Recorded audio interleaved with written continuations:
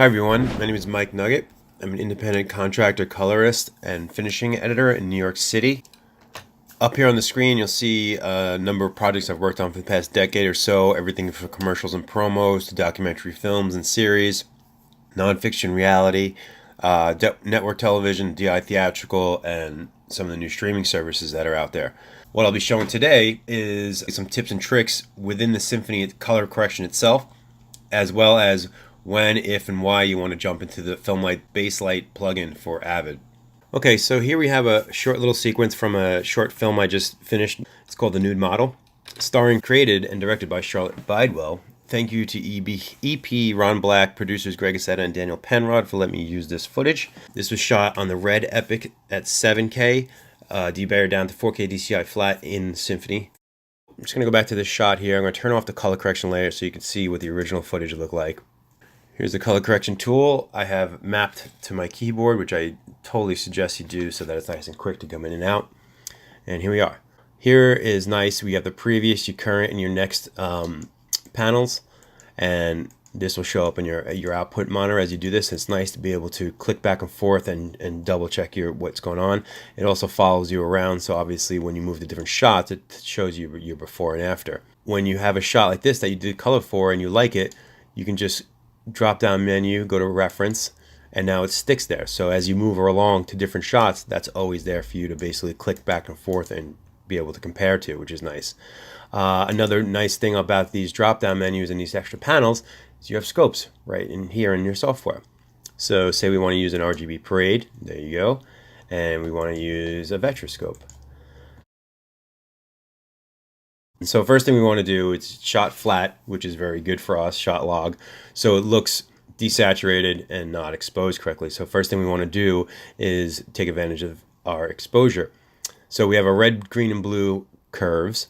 A lot of people actually like to use the hue offset wheels as well, as this is obviously a lot more common that people use, but I think in Symphony curves are the way I like to go.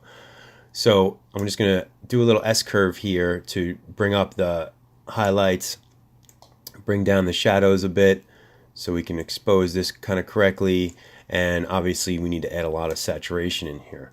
So I'm just going to type in a number 175 and we got a decent saturation. As we did that, you can see that the green is pretty prominent, so we're going to take a little bit more green out of this picture, and I'm just going to brighten it up just a little bit too. So let's say we like to start with that. That's not too bad. We have levels here, which are just more specific curves to use for people. Channel blending is really nice because it hits one channel and without touching the other channels. So for instance, if we want to take some red out of this channel, we can take this red out just by typing in, say, 98. And as we do that, not only does that do a nice little like specific number, but as you can see in the scopes here, I'm manipulating red without touching the green or blue, which is a really nice feature because I didn't want to touch those at all. I just want to take some red out. So that's a nice little feature. HSL is where I spend a lot of my times, not in hue offsets per se, but in controls. Here is where you have your highlights, midtones, and shadow all separated, and you have a bunch of parameters that you can change. So for instance, if I wanted to bring down this window without touching anything else, I just go to my highlights and I'm just use my gain here. As you can see, it's really just touching the high points of the picture. And as you can see on the scopes up here, it's not touching any of the shadows or the midtones. It's really just touching the highlights. So that's really nice. Now, for those of you who are new to color or just don't know how to evaluate a shot, a nice little feature is in Luma Ranges here. There's a 3-tone.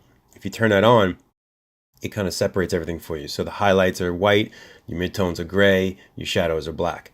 And you have the option to customize these curves as much as you want. So if I wanted to touch more of the highlights, I really want to get that window down, I can add more to that. I can open up this highlight window here. So as I do that, now when I go back to my controls and I start playing my gain, you can see that I'm touching basically this whole window. It's even getting some of the grays because I added that into my highlights. So it's a nice little feature.